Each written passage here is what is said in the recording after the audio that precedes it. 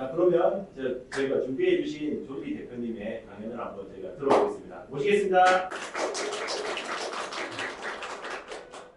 네, 안녕하세요. 반갑습니다. 존리의 부자 되기 습관, 제가 책을 출판한 지 벌써 2월 달인가 했으니까요. 벌써 많은 시간이 흘렀네요. 근데 그동안 많은 분들이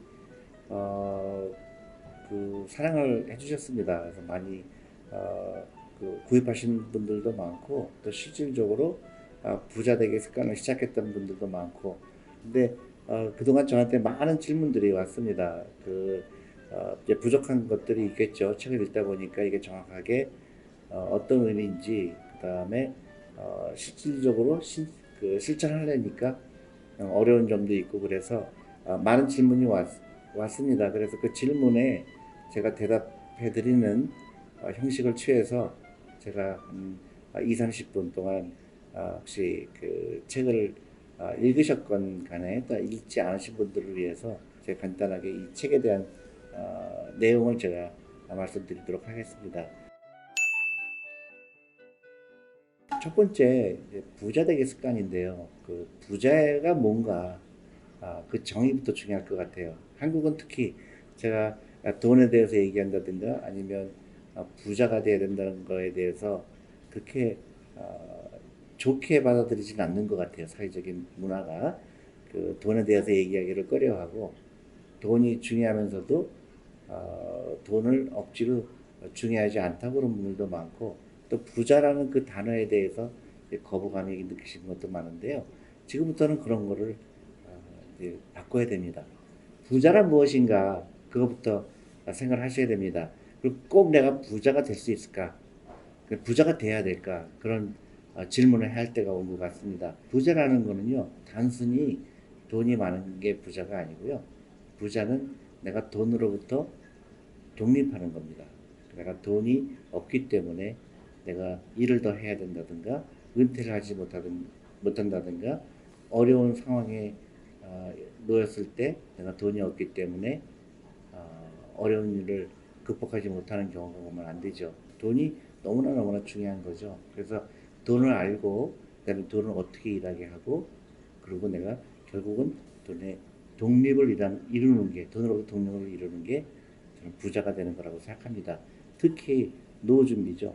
여러분들이 앞으로 은퇴했을 때 내가 돈으로부터 자유로울 수 있을까? 경제 독립. 그러니까 영어로 미국 사람들이 많이 얘기하는 financial freedom이라고 그래요. 내가 돈으로부터 독립할 수 있을까?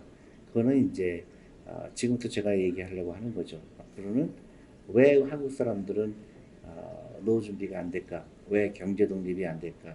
그 몇 가지가 있습니다. 그래서 제가 너무나 많이 강조하는 내용이기도 하고, 여러분들 아마 이미 아실 분들도 계실 것 같아요. 사교육비.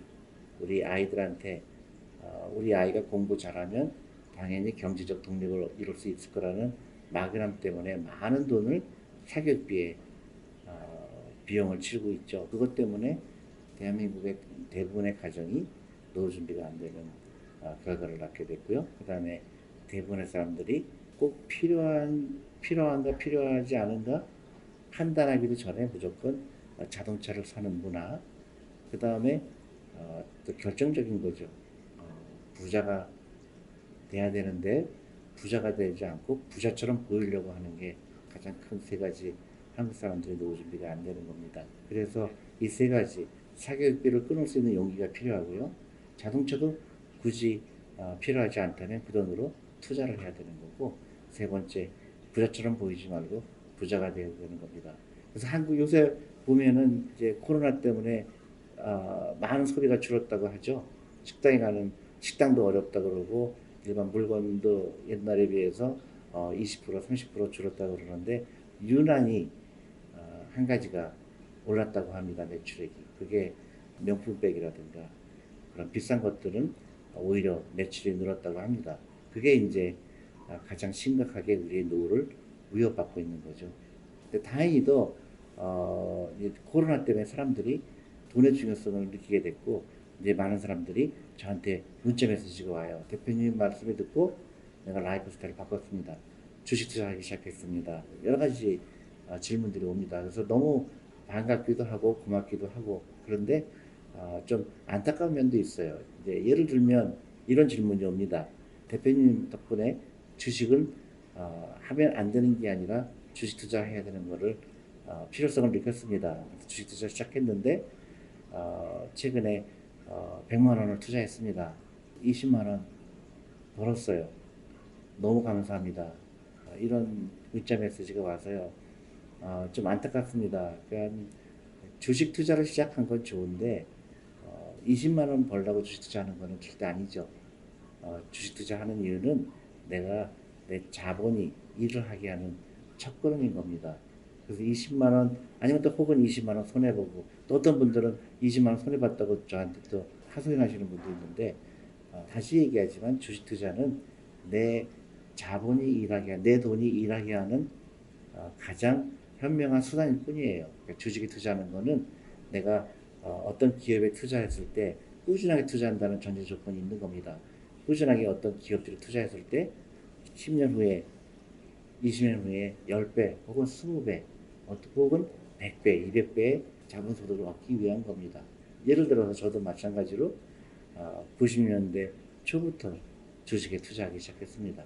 그전까지 저도 주식의 중요성을 몰랐습니다. 나중에 시간이 지나고 나니까 20년, 30년 지나고 나니까 100배가 되기도 하고 200배가 되기도 하고 그래서 제가 노후 준비가 될 수 있었던 거죠. 마찬가지로 많은 사람들 특히 월급에 의존해서 사는 사람들은 주식 투자는 반드시 해야 되는 이유가 그거죠.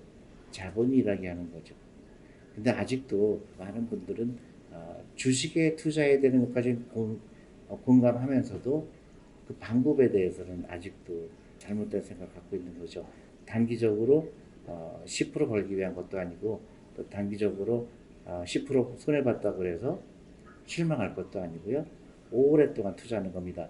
주식 투자는 샀다 팔았다는 게 아니고요. 꾸준하게 모으는 겁니다. 오늘은 내가 10만 원이 생겼다. 그러면 내가 10만 원 중에서 5만 원을 투자하고 또 내일은 또 2만 원어치 투자하고 만 원, 5천 원 꾸준하게 투자하는 거죠. 그래서 10년, 20년 후에 내가 은퇴했을 때 그 돈이 아주 큰 돈이 되는 겁니다. 이런 분들도 있어요.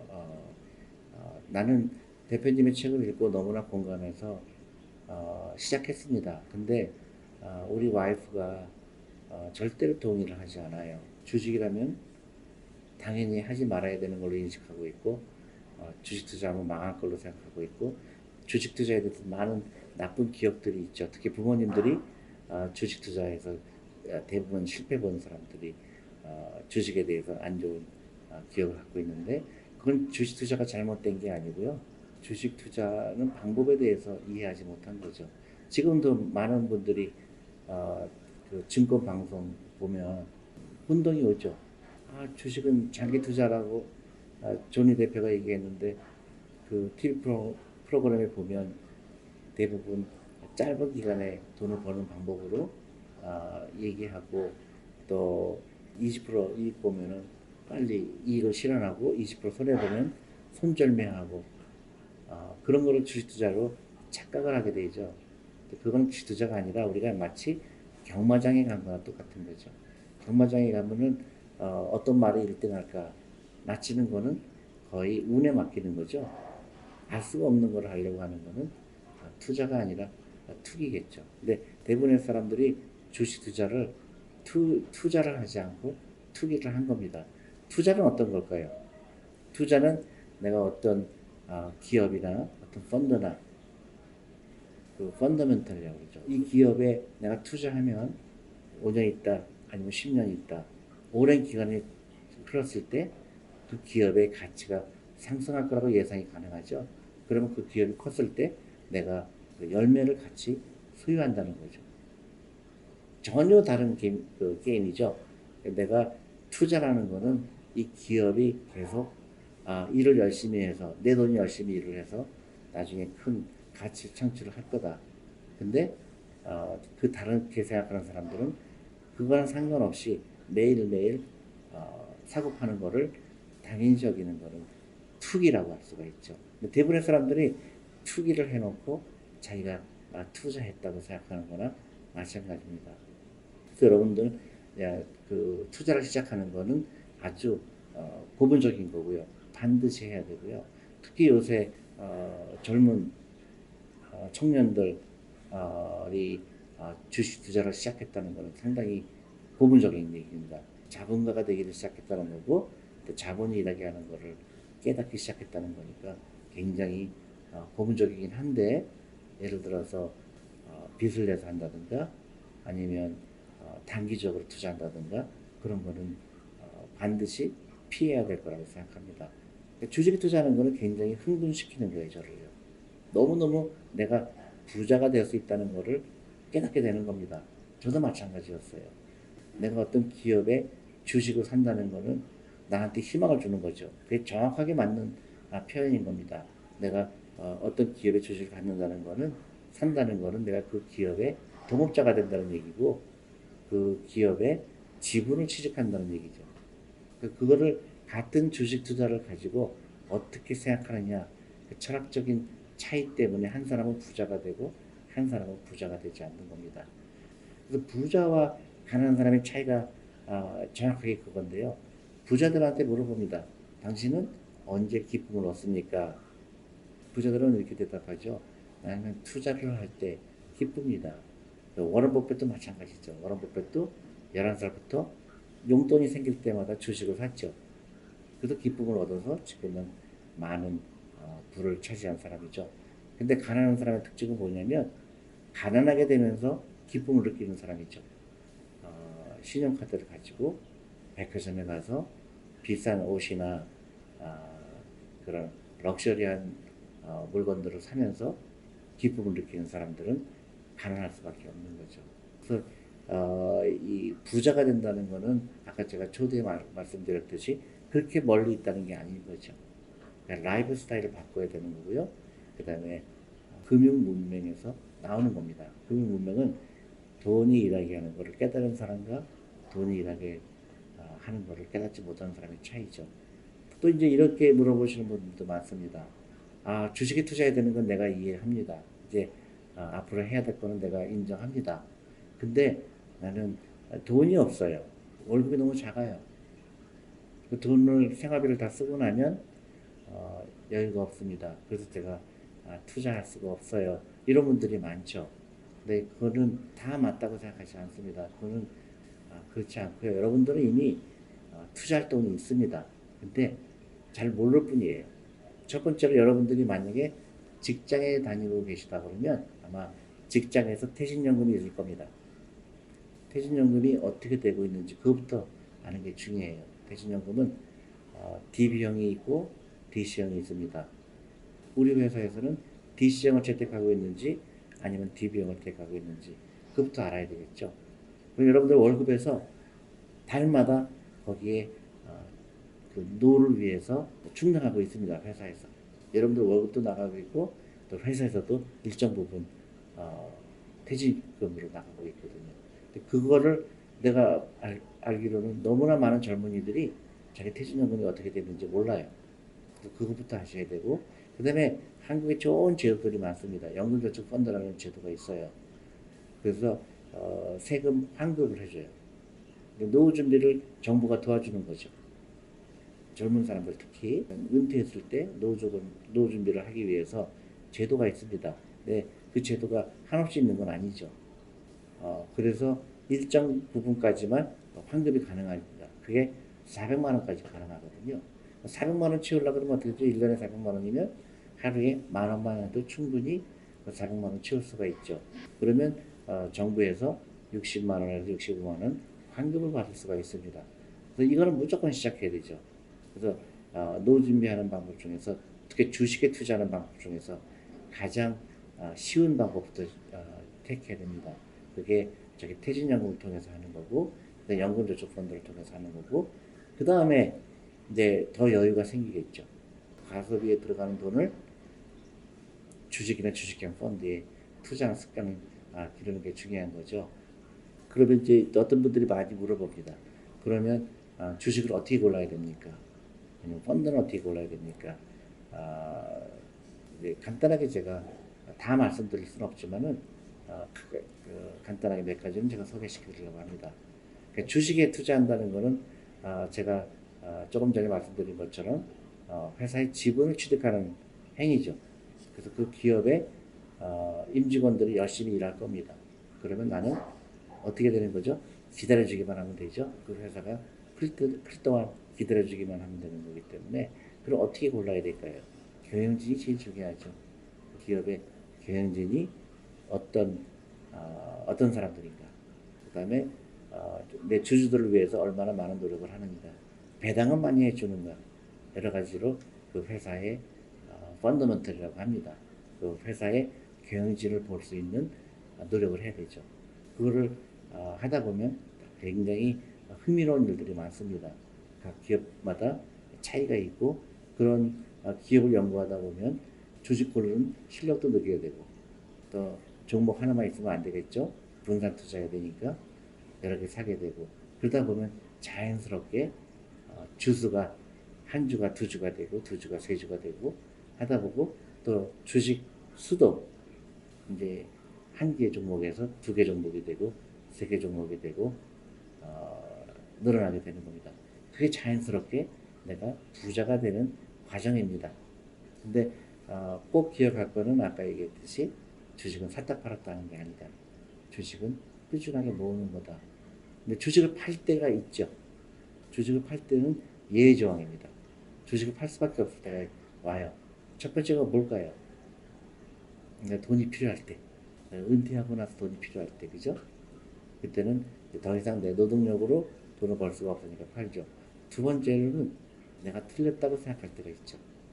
나는 이 회사 경영진이 굉장히 훌륭하다고 생각했고 또 이 회사가 갖고 있는 펀더멘털이 아주 좋다고 생각했는데 막상 투자하고 나서 좀 2, 3년 기다려 보니까 내가 잘못 판단했구나. 그럴 때 팝니다. 저도 그런 경우가 있죠. 세 번째 경우는 이런 경우입니다. 세상이 변한 거죠. 세상이 과거에는 이런 회사들이 돈을 많이 벌었어요. 근데 세상이 지나면서 더 이상 이 회사가 돈을 벌 수 없게 되는 환경적인 요소인 거죠. 좋은 예가 예를 들어서 과거에는 선박을 만드는 회사가 돈을 많이 벌었죠. 근데 시대가 지나면서 경쟁력이 떨어졌죠. 왜 그럴까요? 임금이 올라가기 때문에 그런 거죠. 그래서 신흥국가에서 만드는 배가 더 싸게 만들 수 있는 환경이 됐기 때문에 한국에 있는 선박회사는 더 이상 돈을 벌기 쉽지 않게 된 거죠. 그럴 때 더 부가가치가 높은 산업으로 투자할 수밖에 없는 거죠. 과거에 있지 않았던 기업들도 많았으니 거죠. 카카오라든가 네이버라든가 이거는 과거에 있지 않은 기업들인데 새로 생긴 거죠. 그런 기업에 투자해야 되니까 내가 기존에 투자했던 거에서 일정 부분 매각을 해야 될 때가 온 거죠. 그런 게 예외 조항인 겁니다. 주식이 되게 재밌죠? 처음에는 이런 기업에 투자했는데 저도 마찬가지로 펀드로 운영하면서 30년 전에 투자하던 기업은 노동집약적인 기업들이 대부분이었죠. 그래서 돈을 많이 벌었습니다. 근데 지나면서 이제 캐피탈 인텐시브라고 그래요. 자본 집약적인 거죠. 장치산업, 제지라든가 철강이라든가 그런 기업들이 투자 돈을 많이 벌었죠. 그러다가 어떻게 됐죠? 텔레커뮤니케이션이라는 거죠. 핸드폰이라든가 새로운 사람이 생긴 거죠. 지금도 마찬가지로 끊임없이 새로운 기업이 나오게 되어 있습니다. 그래서 그럴 때 파는 거죠. 왜냐? 나는 월급의 10%를 계속 주식에 투자한다고 가정하면 그 새로운 기업이 나왔을 때 거기에 투자가 돼야 되겠죠. 그럼 기존의 거를 조금 매각할 수밖에 없는 거죠. 다시 정리를 해드리면 주식에 파는 거는 예외 조항이다. 그래서 파는 이유는 생활비가 필요할 때, 그 다음에 내가 틀렸다고 생각할 때, 그 다음에 세상이 변했기 때문에 더 이상 이 회사가 돈을 못 벌을 때, 마지막으로 뭐죠? 내가 투자할 기업이 나타났는데 내가 돈이 없죠, 당연히. 그래서 기존에 투자한 거를 조금 매각을 해야 될 필요가 있을 때, 그때 말고는 파는 게 아닙니다. 또 하나 주식 투자할 때 반드시 여러분들이 유혹에 빠지지 말아야 될 것들이 있죠. 그거를 이제 영어로 마켓 타이밍이라고 해요. 여러분들 TV나 이런 데서 보면 이런 얘기 많이 할 겁니다. 주식시장에 너무 과열돼 있다. 그러니까 일단 팔았다가 주식이 좀 빠진 다음에 다시 들어가라. 근데 그럴듯하죠. 굉장히 그럴듯합니다. 근데 문제는 가장 잘못된 어드바이스죠. 왜 잘못됐을까요? 그 타이밍을 아는 사람은 이 세상에 단 한 명도 없다는 사실이죠. 그래서 그거를 반대로 얘기하면 fully invest라고 그래요. 항상 투자가 돼 있어라. 그럼 내가 예를 들어서 월급의 10%를 주식에 투자했다면 10%는 내가 60세까지 투자하는 돈이죠. 그게 비가 올 때나 눈이 올 때나 항상 투자가 되어 있다는 사실입니다. 근데 너무나 많은 사람들이 잘못된 투자 상식을 갖고 있죠. 시장을 예측하는 거죠. 그래서 많은 전문가들이 얘기하죠. 시장이 안 좋을 것 같다. 과열됐다. 시장을 예측하는 것은 불가능한 겁니다. 그리고 장기 투자라는 것은 내가 동업하는 거죠. 여러분들 동업할 때 어떻게 하죠? 동업자를 한 달마다 바꾸지 않죠. 마찬가지입니다. 동업자가 되면 20년 동안 동업자가 되거나 10년 동업자가 되거나 적어도 5년 동안 동업을 해야 되는 거죠. 그게 주식 투자입니다. 그게 이제 여러분들이 훈련으로 알아야 될 거고요. 그래서 많은 그런 유혹에 빠지는 이유가 너무나 많은 사람들이 주식 투자에 대해서 잘못된 편견을 갖고 있다는 거죠. 여러분들은 주식은 반드시 투자해야 되는 겁니다. 그걸 인식을 하시고 주식할 때는 주식에 투자할 때는 그런 아주 근본적인 마인드가 필요한 거죠. 그래서 제가 주식 투자는 반드시 해야 된다, 제대로 해야 된다 강조하는 이유는 아직도 책을 읽으신 분들 저한테 질문하십니다. 짧은 기간에 손해를 봤다거나 아니면 짧은 기간 동안에 이익을 본 걸 가지고 너무 거기에 집착을 하는 거죠. 예를 들어서 100만 원 투자했는데 20만 원 손해 봤습니다. 그게 의미가 있을까요? 없을까요? 의미가 없죠. 왜냐하면 내일도 투자해야 되니까 또 모레도 투자해야 되니까 앞으로 내가 20년 동안 투자할 건데 일주일 동안에 20만 원 벌고 20만 원 손해 본 거는 아무런 의미가 없죠. 내가 20만 원 벌기 위해 투자한 게 아니고 내가 10년, 20년 후에 큰 돈이 될 거를 생각하기 때문에 투자한다는 생각을 가진다면은 짧은 기간에 그런 돈을 벌고 아니면 돈을 잃어버리는 것은 아무런 의미가 없습니다. 근데 너무나 많은 사람들이 아직도 주식 투자를 머니게임으로 알아요. 단기간에 수익을 나는 걸로 착각을 합니다. 그래서 20% 벌면 빨리 팔고 또 20% 손해보면 손절매하고 그거는 주식 투자가 아니라는 거죠. 제가 여러 가지 주식 투자, 라이프 스타일, 부자가 되는 방법, 퇴직연금 제가 많은 시간은 아니지만 제가 두서 없다고 생각할 수도 있는데요. 여러 가지를 한꺼번에 다 말씀드렸습니다만은 부자가 되는 길은 그렇게 멀리 있지 않다는 거죠. 돈이 일하게 하는 걸 깨닫게 되고 그 다음에 내가 돈이 이미 있다, 투자할 돈이 있다. 충분히 이런 거를 이용한다 그러면 여러분들 반드시 부자가 될 수 있다고 생각합니다. 그러니까 대부분의 사람들이 과소비를 하는 이유는 나는 부자가 될 수 없다고 미리 포기를 했기 때문에 그런 거거든요. 욜로죠. 소확행 이런 것부터 벗어나야 됩니다. 반대 개념이죠. 미국의 아니 파이어족이라고 유명하죠. 여러분들도 파이어족이 돼야 된다고 저는 생각합니다. 왜냐하면 그게 너무나 중요한 거기 때문에 그렇죠. 과거와 다르게 인간의 수명이 100살까지 산다고 그러죠. 근데 2005년에 태어난 아이는 142세가 평균 연령이라고 합니다. 그리고 우리는 100살은 당연히 사는 것이고 그 이후에 더 어떤 라이프를 살 건가. 여러분들이 지금부터 이 부자가 되는 습관을 갖지 않으면 나중에 굉장히 어려운 라이프가 기다릴 수 있습니다. 그래서 반드시 여러분들이 지금부터는 부자 되는 습관을 반드시 가지시길 원하고요. 그 다음에 그 중에 핵심이죠. 잘못된 소비를 투자로 바꿔라. 특히 주식에 대한 투자는 반드시 해야 된다. 모든 분들이 부자 되기를 기원합니다. 감사합니다.